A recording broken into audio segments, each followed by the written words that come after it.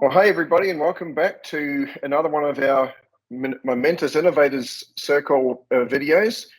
This time we're very privileged to have with us Andrew Tatrai, who is the co-founder of DCM, and he's going to tell us a little bit about the whole science behind crowd management and the way technology works in this. It's a fascinating topic, and Andrew is probably one of the world's foremost experts in this area, so we're very lucky to have him today to speak about that. So I'm not going to steal his thunder though. So Andrew, please, can you just tell the audience a little bit about yourself and what crowd management means and why that technology that you've got can assist with this?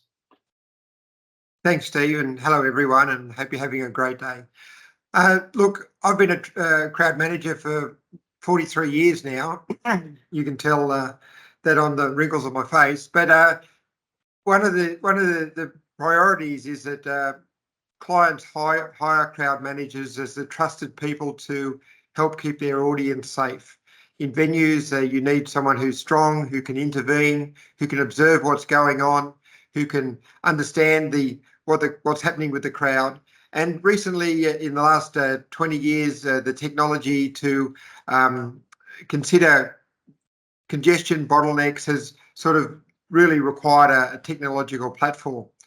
About 10 years ago, we started to build technology that could do what we do, that is observe the crowd, understand the mood of the crowd, because that's what a crowd manager intuitively does. And even very experienced crowd managers don't even realize we're doing this. But, you know, if we see aggression in the crowd, or if we see fear in the crowd or anxiety, we'll intervene to provide customer service, to, ask aggressive people to calm themselves, or to reduce congestion in the crowd. And really, the old-fashioned crowd management was traditionally just life safety and patron safety. But what crowd management can be now is that it's customer service and customer experience management. So we turned crowd management into an algorithm where we said, look, there are some things which affect crowd mood, such as the crowd density and how fast people are going, because we know that when crowds get dense and when people slow down, the mood sort of turns a bit negative because our freedom's restricted in the venues and places that we're going. And at that point, before it affects mood too badly, we said we want to understand this, and we know that computers can do this a lot better. So we end up developing DCM, and that's where we're at today. Wow, yeah, that's fascinating, because I imagine before the use of this sort of technology, venues were just managing crowds by throwing a lot of bodies at it, right, and just hoping that they had the people in the right place at the right time. Yeah. Yeah, well, little known secret is that there is no formula to rostering. You trust your provider, you put a lot there. Can you afford it? Normally not. Most of the time, the Ghost Guards are doing very little. And one of the reasons that we developed this is because if you can adequately use your resources better, know where guards are needed and when, you can deploy those resources on a quick response time, rather than have to have guards standing around all the time. And we've proved this over and over again at large events here in Sydney. Perhaps I could show you something to how we do it, Steve. Would that be okay? That would be wonderful if you could. Yeah, just share with you. You mentioned a couple of really interesting things there, and I'll just while you're getting that up, you talked about measuring the mood and the density and so on. So yeah, I think if we could see some of that visually, that'd be really, really interesting. Thanks, Andrew.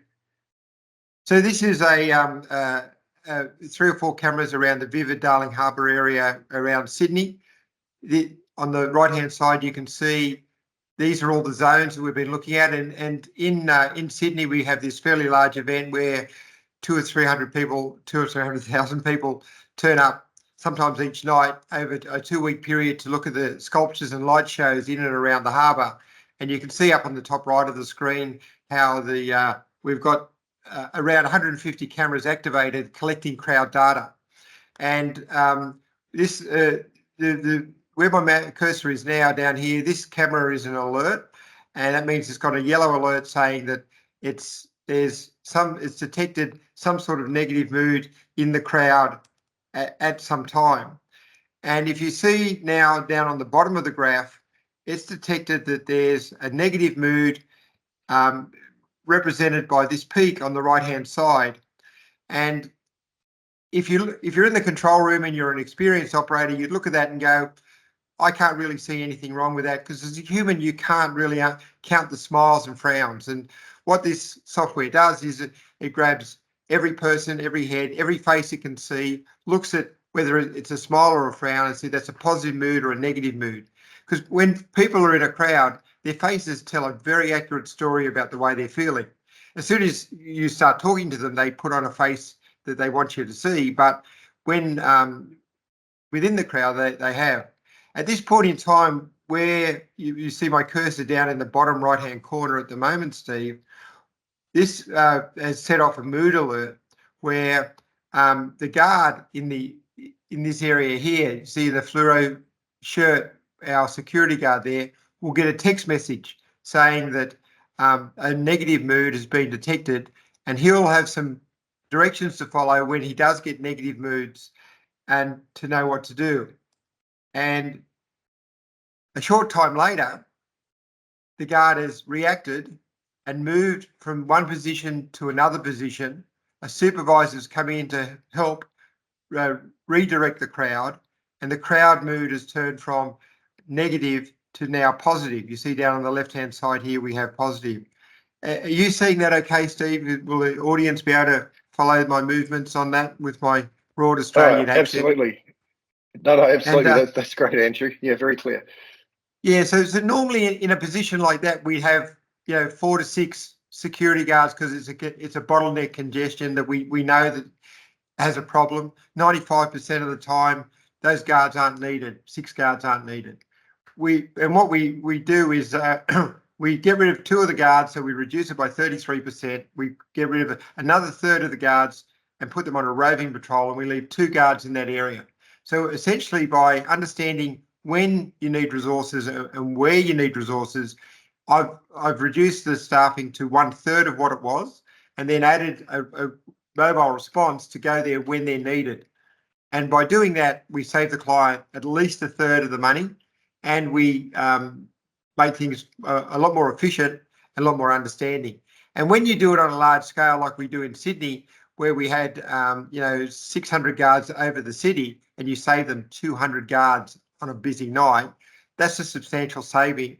And it's also something where we can prove where it's needed and when it's needed.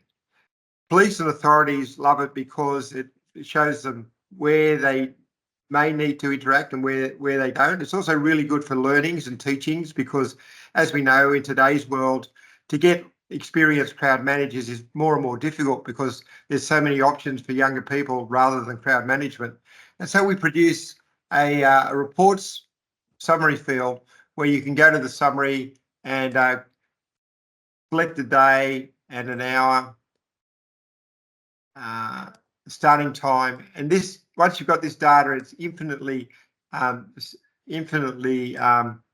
accessible. Select the time, and let's just go back to that period we're having a look at, and ask for a report, and it will provide a report on head count, density. We can see we were looking at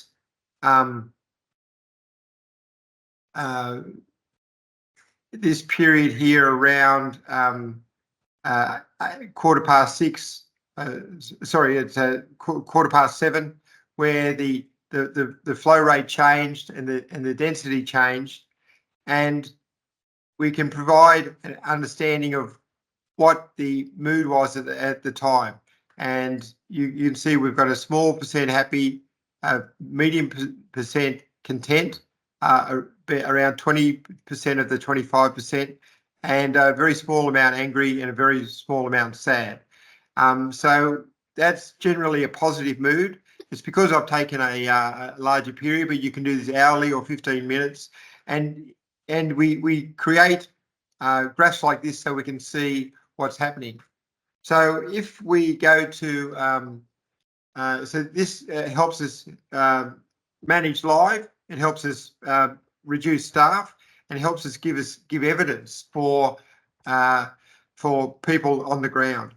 It's very easy to install. We've made it that can fit into any existing CCTV. We prefer a fixed lens or a PTZ pan zoom tilt camera, which is in a fixed position, because we have to calibrate our cameras to be accurate, because crowd managers really need to know accurate density, because we know high density is the thing that hurts people or annoys people or creates social media complaints.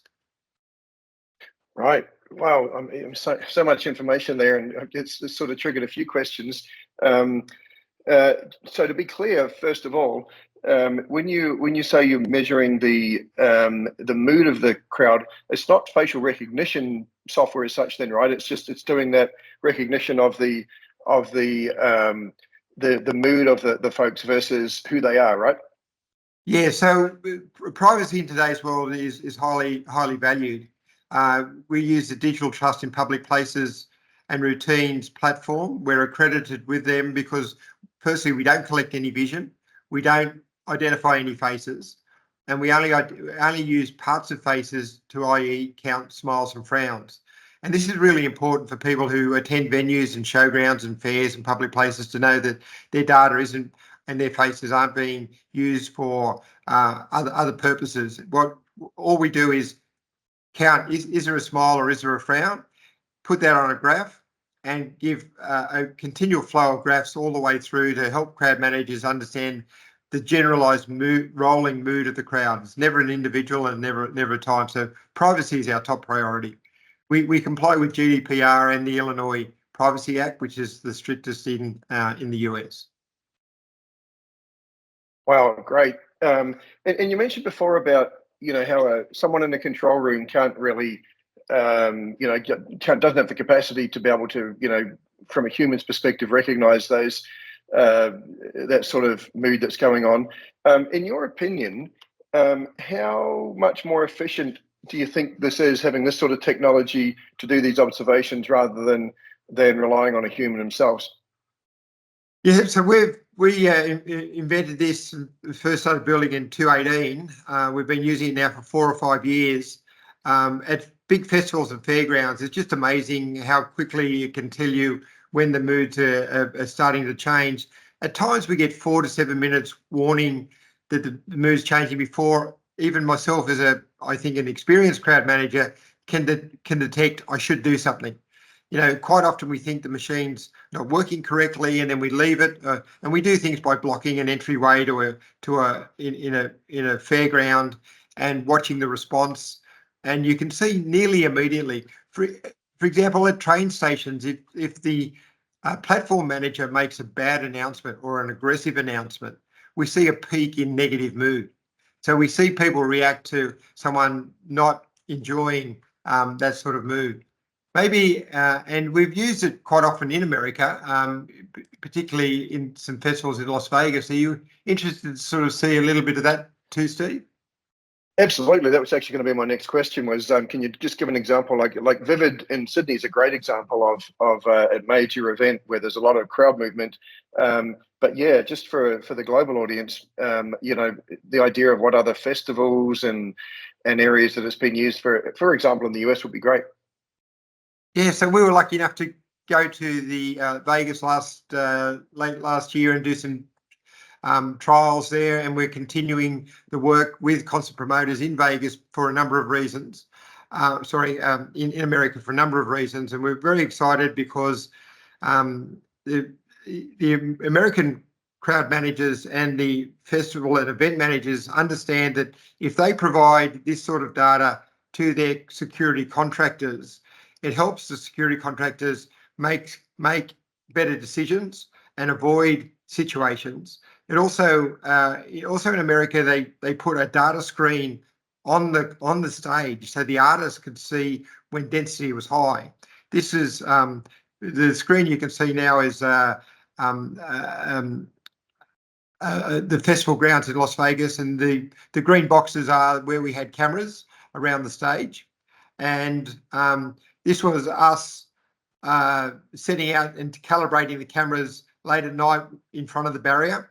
That's me over there in the shirt, in case you want to know who that good-looking older guy is, and talking about our calibration tool. And it provided information to them about the density at the stages for different bands and different acts. And we quite often map this to sort of show people what things are happening and where, because artists are very concerned about their audience. They're concerned because they're their fans. So they'd like to know, when their fans are feeling comfortable or not. Now, unfortunately, recently you had a tragedy at Astro World, and Travis Scott's just come out recently and said, look, if I'd have known what was going on in the front of the stage, I would have done something about it. And the artist has, as we know, has the greatest control. So, I mean, by giving this sort of information to the artist as well, it means that they can see when their audience aren't comfortable, and lets them modify the crowd, which is far more effective than security guards in the barriers. This is the red circle here shows a red alert where we've got a high density. You have to, at that point in time, we were still using the metric system. We have got an imperial system now for our friends in the US. But you can see 4 people per square metre is less than 3 square feet per person. And that's a very tight fit for this area. And when you get energy in the crowd and those sort of things, people started to feel some discomfort. And all these little lines that you're seeing are actually alerts being generated from negative moods being detected. And it goes up even further and tells you where you have the problems. This point in time, I was on stage right outside camera 18 at this point here. And it gives you an indicator of what you need to do and when. It's also good for other areas, entrance areas and queuing. Also good for VIP areas and things like that. That's quite amazing. I love that idea of being able to put some control in the hands of the artist if they can see a potential crowd crush or something about to happen and be able to stop their set or whatever and address that. It's amazing being able to have that technology available to them. So just as a final follow-up or a question, Andrew, you mentioned earlier about hooking into in Sydney and for the Vivid event, you hooked into the CCTV around the city, but you've also got prefer your specific cameras and that. Is there any limitations to that, or what's required from a setup perspective, depending on if the client's providing the cameras or you are or whatever? We're a cloud-based service, and we're connecting all over the world, in the Netherlands, in the UK, in the US, from anywhere. And we've designed it so people, once they take on the software, that they can administrate all this themselves with their own IT people, because every good venue has their own IT people, and all we need to do is pick up an RSTP stream from their cameras. And then we've got courses on how to calibrate those cameras, because you don't need to be a crowd manager to calibrate. You just need to be an IT person, and you use those images. It's got to be a digital camera. We prefer ones that aren't too high, because, as you know, the best way to look at mood is to be down low, looking front on at people. So we prefer to be at 12, 16 feet high. So, on the ceilings, looking at a low angle across, so we don't get a lot of tops of heads like my head, which is hard to sort of analyze, so we're better off sort of seeing this part of their face. But once you get it set up, it starts providing really significant support to crowd managers for learning and understanding. It's also good for people with venues that want to use their camera system to add value and give this data or sell this data back to their clients or the hirers, because the hirers, when they come in, are interested in their crowd. They're interested in customer sentiment, customer experience. What else can they do to make customers, their customer experience better from their point of view as a hirer? This will pinpoint to them what areas are liked, what areas aren't liked, when people get enjoy things and when they don't, so they can make the good things better and the bad things that go away. That's that's a great point. That obviously we're focusing on the security aspect, but there's many more applications for this just for better customer experience. I love that concept too. And look, this sort of technology is exactly why we're doing this innovative series of videos. It's really great to be able to introduce some of these things to a wider audience. So we'll share information about how people can find out more about DCM in the video. But Andrew, look, thank you so much for sharing a little bit of your insight. Clearly, you know a lot about this topic. We could talk for hours, but I think that's just enough to wet the whistle for some of our folks now to get a bit more interest. So really appreciate you taking the time, and look forward to engaging with you more in the future. Thank you, Steve, and thank you for your consideration of innovation.